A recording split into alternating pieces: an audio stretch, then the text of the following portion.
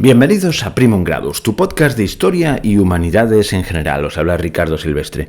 Vamos a hablar de información, del mundo de la información. Cómo nos llega a raudales y cómo a veces no somos capaces de asimilarla y cómo esa información desmedida, desmesurada, apabullante puede ser un arma, vamos a decirlo así, que queda muy bien, de destrucción masiva.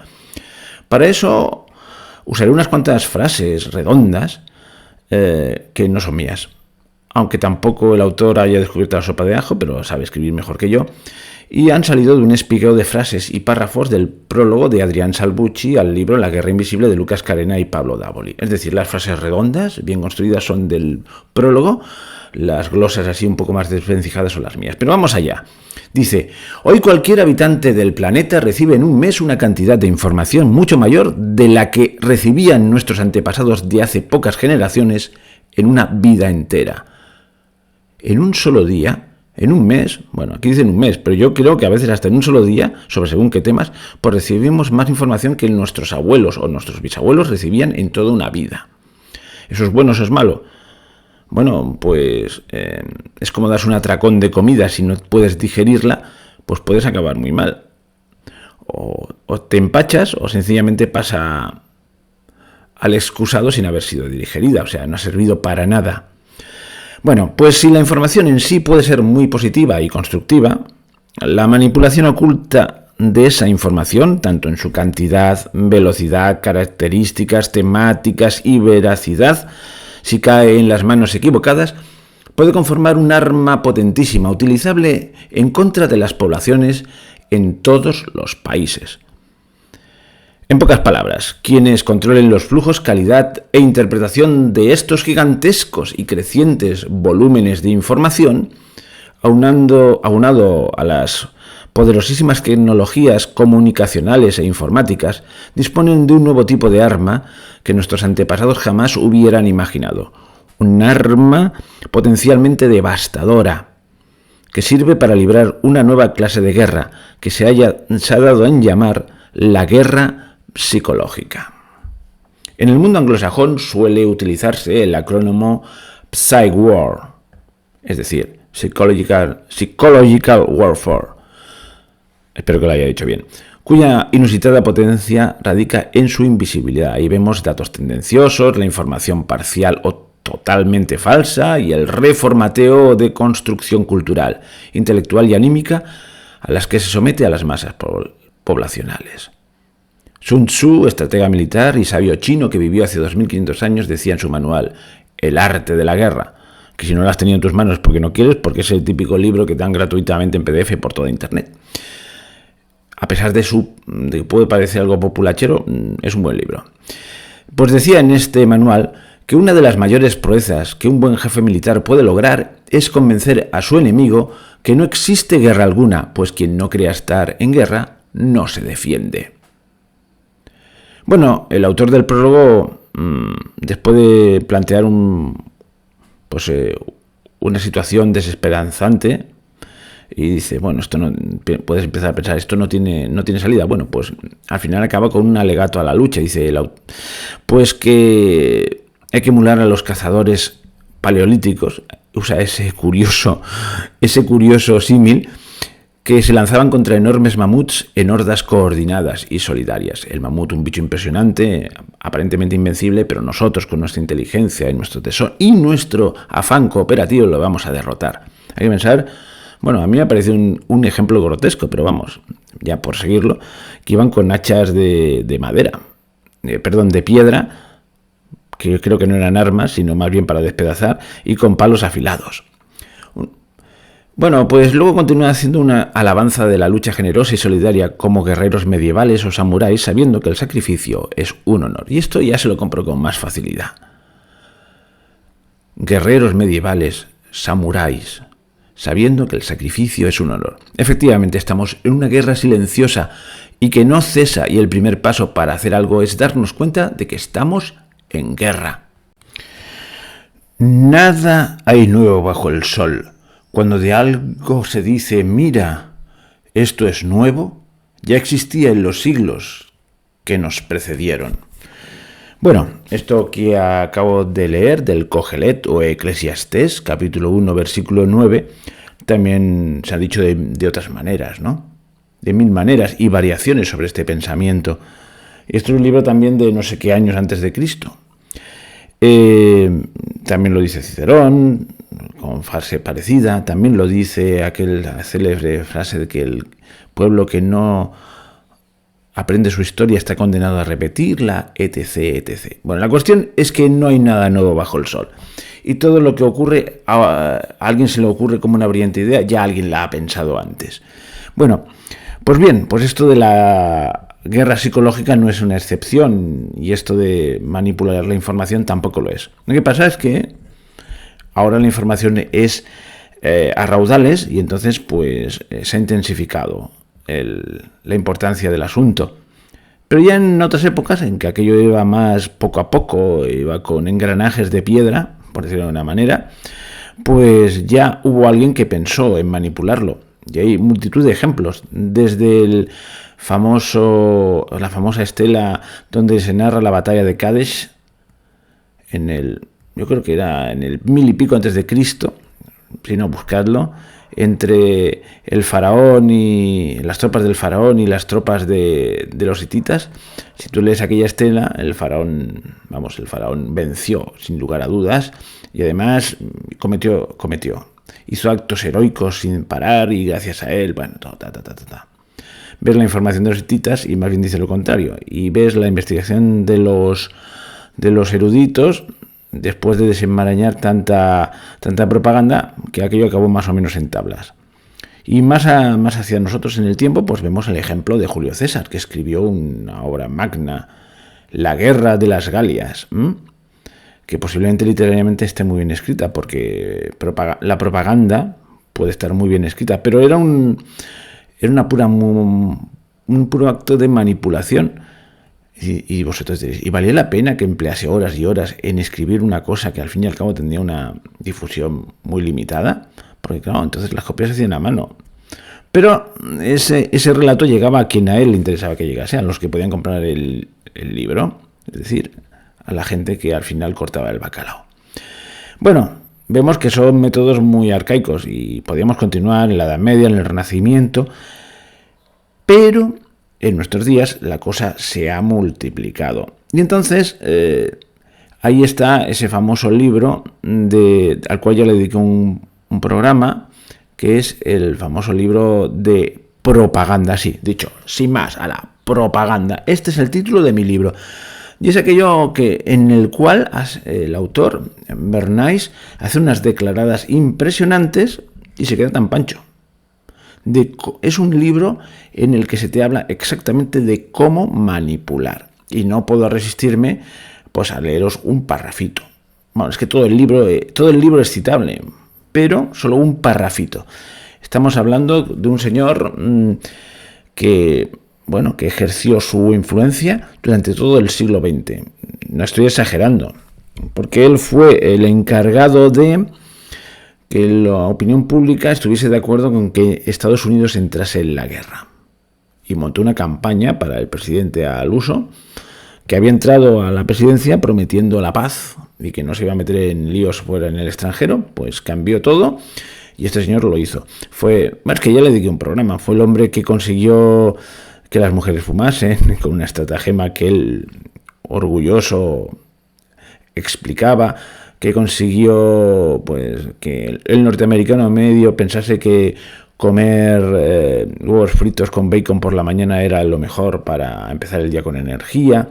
Bueno, todo eso lo he narrado, pero en un episodio que si queréis lo podéis rescatar, lo voy a poner en la caja de descripción. Y digo que influyó en todo el siglo XX porque este señor murió con más de 100 años. Y o sea, en el año 80 y pico todavía lo podemos ver en una entrevista en televisión, aquí en Televisión Española, que se lo trajo un presentador y tal. Y justo en ese día me parece que cumplía 100 años, le traen el pastel. En fin, un tipo peculiarísimo. Bueno, vamos a todo esto. Por favor, mirad el Bernays. Propaganda. Y si os esforzáis un poquito encontraréis el libro. Y es brutal, porque es muy claro. Luego le cambió eso de propaganda y le llamó relaciones públicas. ¿Por qué? Porque otro maestro, algunos dicen que discípulo suyo, pues le dio mala fama esto de la propaganda, que se llama un tal... Ay, ¿cómo se llamaba? El amigo del... Un tal Goebbels, ese es. El amigo del cabo austriaco, del pintor, como queráis. Bueno, vamos a por la cita. Capítulo 1 del susodicho libro Propaganda. Se titula nada más y nada menos que Organizar el caos. Dice así: la manipulación consciente e inteligente de los hábitos y opiniones organizados de las masas es un elemento de importancia en la sociedad democrática. Quienes manipulan este mecanismo oculto de la sociedad constituyen el gobierno invisible que detenta el verdadero poder que rige el destino de nuestro país. Quienes nos gobiernan moldean nuestras mentes, definen nuestros gustos o nos sugieren nuestras ideas son en gran medida personas de las que nunca hemos oído hablar. Ello es el resultado lógico de cómo se organiza nuestra sociedad democrática. Grandes cantidades de seres humanos deben cooperar de esta suerte, si es que quieren convivir en una sociedad funcional sin sobresaltos. Os recomiendo que vayáis al libro. Si os habéis fijado, he puesto la imagen mientras leía el párrafo de lo que estaba leyendo, que lo he encontrado en internet, un PDF fantástico, maravilloso, de una edición bien hecha, pero está en PDF, o sea que si os esforzáis un poquito lo encontréis hasta gratis. Y no he hecho ninguna barbaridad, no soy un hacker. Pero vale la pena, pues eso, leer este libro, para que sepáis, para saber, ser conscientes de que desde hace más de 100 años se están implementando técnicas de manipulación. Es más, el mismo autor dice que si no una democracia no funcionaría. Y en algo le doy la razón, porque estamos continuamente dando nuestra opinión con el voto sobre temas de los que no tenemos ni idea. Y de los temas importantes, bueno, en fin, eso dará para... Lo comentaremos más adelante. Pero bueno, él ya tiene claro que hay que manipular a la gente para que piense lo correcto. Y eso lo va a desarrollar a lo largo del capítulo. Bueno, es que el gran problema es que la gente no sabe lo que dice, por lo tanto hay que decirle lo que debe decir. Y se queda tan pancho. Es un libro que para muchos es como la Biblia, pero es, bueno, casi tan dañino o más dañino hasta que el libro aquel de Maquiavelo del príncipe, de entronizar la razón del Estado, sobre la moral. Bueno, por ahí van los tiros. Bueno, pues ya con esto ya tenemos planteado el asunto y vamos a ver casos concretos para no quedarnos solo en la teoría. Para no irnos muy atrás en el tiempo, nos vamos a fijar en la época contemporánea y nos vamos a saltar la moderna, aunque ahí se cimienta lo que vendrá después. Y concretamente en la época contemporánea nos vamos a centrar en finales del siglo XIX. ¿Cuáles son las bases que se pusieron anteriormente? Pues la principal es la invención de la imprenta, que hace posible la difusión de las ideas a gran escala. Pero ya a finales del siglo XIX aquello se multiplica porque hay unas imprentas industriales que son capaces de hacer tiradas millonarias de periódicos. Surgen así las grandes empresas periodísticas, que no solo informan, sino que además pretenden influir. Juegan a ser ese cuarto poder. ¿Os acordáis? La división clásica de los poderes: ejecutivo, judicial y legislativo. No sé si en este orden o en el orden que queráis. Bueno, pues hay un cuarto poder, que es el de la prensa, el de la opinión pública. Entonces empieza a ser cierto, porque hay grandes generadores de opinión pública. Estamos en Estados Unidos. Dos nombres se reparten el pastel informativo y las ganancias que de ello vienen. Y claro, tienen la tentación de ir más allá.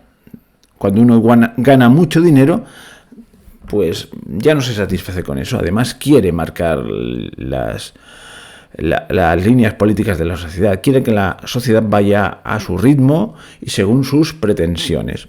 Bueno, no digo que siempre ocurra así, pero es una tentación que tiene la gente con mucho dinero. Y hay dos nombres: Hearst, Randall Hearst y Pulitzer.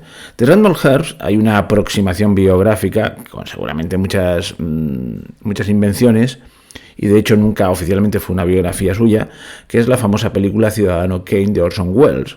que ya os digo, evidentemente no es la biografía, pero está muy inspirada en la obra de Randall Hearst. Y luego tenemos a Pulitzer, que a todos nos suena muy bien por aquello del premio Pulitzer, pero ya veremos cómo estos dos personajes son siniestros en sí mismos y en una cosa coincidieron en el tiempo, aunque sí estaban muy enfrentados, pero un proyecto común les unió. ¿Cuál fue ese proyecto? La guerra. ¿Guerra? ¿A qué guerra nos estamos refiriendo? Pues a la que ha pasado a los libros de historia como la guerra hispano-estadounidense. Bueno, los libros que yo he leído habitualmente. Seguramente en Cuba le llamarán la guerra de independencia, aunque de guerra tenía mucho y de independencia más o menos. ¿Por qué? Porque pasaron de ser una provincia española a ser una dependencia estadounidense así oficiosa, casi un territorio colonial directamente, pero con otro nombre. Bueno, por no hablar de Filipinas, que 3/4 de lo mismo, con genocidio incluido, porque hicieron auténticas salvajadas los estadounidenses en Filipinas. Y estos dos magnates de la prensa, algunos dicen que decidieron que una guerra daba muchos dividendos porque se vendían muchos periódicos. No, creo que esa no fue la única razón, aunque también contaría. Lo cierto es que estaban ahí enfrentados y en eso se unieron.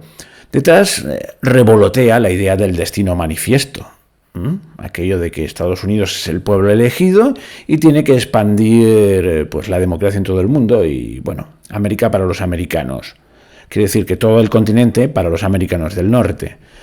Ya habían hecho acciones así piráticas, los famosos bucaneros. Acciones de este estilo son, por ejemplo, la anexión de Texas. Primero van infiltrando, es una historia muy larga. También dedico un capítulo al intento que hubo para anexionar Nicaragua a través de uno de estos bucaneros, de estos aventureros, que salió mal. De ahí surgió la figura de Sandino. Y ya vemos que el expansionismo que no cesa. Eligieron la víctima propicia, un imperio, lo que quedaba de un imperio en decadencia, en absoluta decadencia, y volcaron su propaganda torticera con portadas que son de la antología del disparate, con crear un enemigo imaginario, ¿cómo se llama esto? Un hombre de paja, el español salvaje y retrasado, y lo dibujaban así, y revivieron todos los pretendidos horrores narrados en la leyenda negra, esa famosa que decía que los españoles éramos oscurantistas y que matábamos brujas cada 2x3 y miles de muertos de la Inquisición y estas cosas, pues eso. A eso le dedicaré un programa en su momento. Y esa era la opinión pública, porque la opinión pública era la que salía en los periódicos. Los periódicos informaban a la gente y ellos dominaban toda la prensa. Entre uno y otro lo dominaban prácticamente todo, siempre había excepciones, ¿no? Entonces es la primera vez que se confunde opinión pública con opinión publicada, ya que fueron a la guerra. En fin, un primer caso evidente. Las razones por las que se empeñaron en esto, pues pueden ser todo lo variadas que sean y seguramente son más de una. Pues vender más ejemplares de sus propios periódicos, mangonear en la política, hacer sentir su poder y supongo que servir a los intereses de aquellos que querían el expansionismo en sí mismo. Pues ahí tenemos un primer ejemplo. Y vamos a continuar con el relato histórico de distintas manipulaciones, de distintos tipos de manipulaciones de la opinión pública a través de la prensa. Y en el siguiente caso vamos a cruzar otra vez el Atlántico y nos vamos a ir al extremo oriental de Europa, a la Unión Soviética. En un principio a la Rusia revolucionaria. La Unión Soviética surgió al cabo de unos años de consumada la Revolución Rusa. Pero no adelanto acontecimientos. Eso para el próximo capítulo. Estamos en verano, voy haciendo las cosas cuando puedo y tal, y prefiero hacer capítulos pequeños y mantener vivo el canal, que no es pasarme 2 semanas sin publicar. Así que ya sabéis, el próximo capítulo será las manipulaciones de la Unión Soviética. del principio, las menos conocidas. Sí, ya sé que entre medio hay otras manipulaciones, algunas de ellas las he nombrado así como de pasada, como la manipulación propagandística que propició que Estados Unidos entrase en la guerra y las que pudieron haberse dado en el ambiente prebélico de la Primera Guerra Mundial en los países europeos, en que todo el mundo estaba entusiasmado en ir a la guerra. Uy, ¿a qué os recuerda esto? ¿Es opinión pública o opinión publicada? Lo digo, bueno, ya me entendéis. Bueno, hasta el próximo capítulo. Me llaman por el teléfono.